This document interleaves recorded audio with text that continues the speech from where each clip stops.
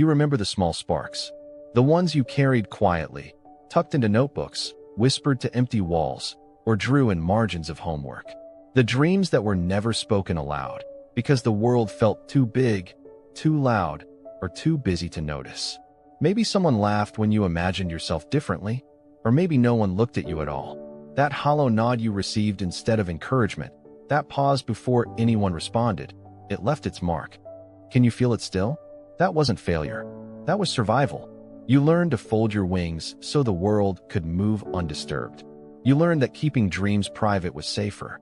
And in doing so, a part of you learned quiet resignation, even from yourself.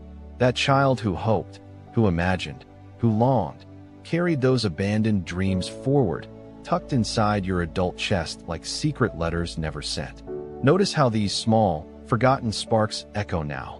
You may avoid risks, hesitating to step into your own ideas.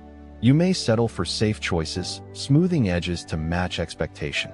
You may silently mourn paths you never walked, yet keep moving forward because life demands it. Neuroscience reminds us that repeated patterns, formed in early environments where needs went unseen, create neural pathways that favor caution and restraint. Your body remembers vigilance long after your mind has adapted. Feel the textures around you, the paper beneath your fingers, the muted sunlight through your window, the faint hum of life beyond your room. Let your attention settle. A first practice. Quietly name one dream you abandoned and allow it to exist in your mind, without judgment. Second, breathe deliberately, letting your chest rise and fall with acknowledgement. Third, write a sentence to the child you once were, something tender. I see you. You are allowed to hope. The light softens across your space. That inner observer, once tucked away, now rests beside you. Awareness begins to ease tension, allowing the memory of lost dreams to shift from burden to quiet guidance. You are noticing. You are present. You are safe to witness your own story. And now, name that quiet part of you. The dreamer who folded early. The child who learned that wishing out loud could be met with silence. Recognition gives presence. It is the first gift you can offer yourself. Naming it changes how you relate to it, from forgotten to witnessed to gently held. That small self isn't gone. It waits for acknowledgement, for gentle reintegration into your adult awareness. Notice how this pattern shows up now. At work, you may avoid bold ideas, choosing instead what feels safe or predictable. In relationships, you might suppress desires or soften your voice to avoid disappointment. In private moments, you might replay what-ifs, mourning roads not taken, yet rarely allowing the thought to sit fully in your mind. These behaviors are not flaws. They are traces of early adaptation, survival strategies your nervous system memorized in an environment where needs went unseen.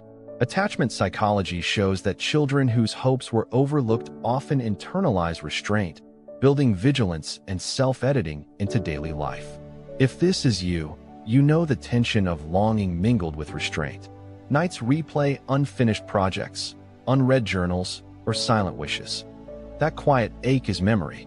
It is the body holding patterns of protection long after the original context has passed. Witnessing these patterns allows understanding without self-judgment. Compassion is noticing, not fixing. Begin small practices. First, breathe intentionally, placing one hand over your chest, sensing the longing without erasing it. Second, write one line to a dream you abandoned, acknowledging it now. Third, imagine your younger self seated beside you, and silently nod together, bridging the past and present. The room feels warmer, more alive. That hidden spark, once unseen, now flickers gently in your awareness. You are not burdened by what was lost. You are learning to carry memory as wisdom. You are noticing, and noticing is the first quiet step toward hope. And as you sit with this awareness, notice how these abandoned dreams ripple through your daily choices. You may settle too quickly, saying yes when part of you wants to say no. You may plan cautiously, avoiding risks that once excited you. In conversations, your voice may soften, your ideas filtered before spoken, because the echoes of that silent child still linger. These subtle movements of restraint are not weakness. They are memory, protective strategies that once kept you safe. If this is you, You feel both longing and hesitation.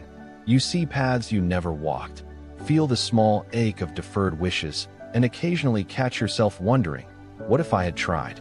Research on internalized childhood expectations shows that these patterns often manifest as overregulation in adulthood.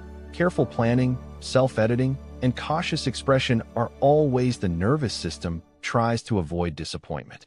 Awareness allows you to observe without judgment, softening the inner critic that says you should have done differently. Notice small micro-scenes of this in your life. Lingering over decisions, imagining conversations before speaking, editing texts repeatedly, canceling plans that might bring discomfort. Witnessing these patterns allows you to reclaim choice, not by forcing action, but by allowing insight. Begin gentle practice. First, name one habitual restraint and observe it without judgment. Second, pause before the next interaction and breathe, noticing the impulse to hold back. Third, journal a dream that feels dormant and offer it a simple acknowledgment. I see you. You are allowed. The soft light in your room shifts, and with it, the tension inside you eases. That observer, once hidden, now rests alongside the child you were, quietly witnessing, quietly learning. You are noticing patterns, integrating memory, and creating space for hope. Presence becomes a subtle act of healing. And now, imagine the child who first held those dreams, the one who folded quietly in corners, watching others' wishes come alive while their own stayed hidden. See them beside you, small but enduring. Let a gentle compassion flow toward that part, acknowledging the courage it took to survive unseen. That child carried your early hopes, and in carrying them, you learned resilience, even if it came wrapped in silence. Notice how the quiet ache transforms when witnessed. The nervous system relaxes slightly. Breathing deepens. Muscles soften. The patterns that once demanded vigilance now become guides, signals, not judgments. You are not too much. You were overneeded. The restraint, the caution, the folding, all were survival. All now can be acknowledged as wisdom, a map of where care was scarce and where you learned to adapt. Invite gentle practices into your day. First, visualize one abandoned dream and allow it a space in your mind without editing or shame. Second, write a short note to your younger self, offering the words they needed most. I see you. You are safe. Third, notice one small choice today where you can honor that inner spark, without pressure, simply acknowledging its presence. These micro-practices begin to reintegrate memory with your adult awareness. The room is quiet. Rain fades, leaving air soft and still. That inner observer, once hidden, now rests beside you. You are present. You are noticing. Awareness replaces burden. Healing is not erasing lost dreams. It is holding memory gently, letting past needs guide conscious choices. Light touches the corners of the room and the corners of your mind. You are safe to hope again. And finally, watch how this recognition settles into your being.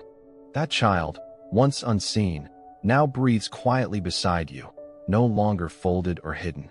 Their dreams, once abandoned, are threads woven into who you are, subtle, resilient, and alive. You do not need to chase every path at once. Healing is not perfection, it is presence. It is noticing, honoring, and allowing memory to guide choice rather than dictate fear. If this is you, you can feel the tension soften. The longing remains, but it carries wisdom now. You are aware of patterns, tenderly tracing how early hopes shaped decisions, relationships, and self-expression. Awareness is its own form of care. The child who once tucked dreams away is still part of you, and now you can witness without judgment, offering gentle acknowledgement instead of self-critique. Take one final reflective practice. Whisper or write the one word your younger self most needed to hear. Let it echo softly within. Perhaps it is seen, enough, safe, or loved. Let that word anchor your presence today, carrying hope into ordinary moments. Share quietly, or keep it for yourself. Either way, recognition becomes a gentle act of reclamation. The room glows softly. A lamp hums. Footsteps fade outside. Rain patters lightly against the window. You have witnessed your patterns, honored survival, and begun to reintegrate lost dreams into conscious choice. Healing is not erasure. It is presence, awareness, and quiet care. You are here. You are enough. You are allowed to hope.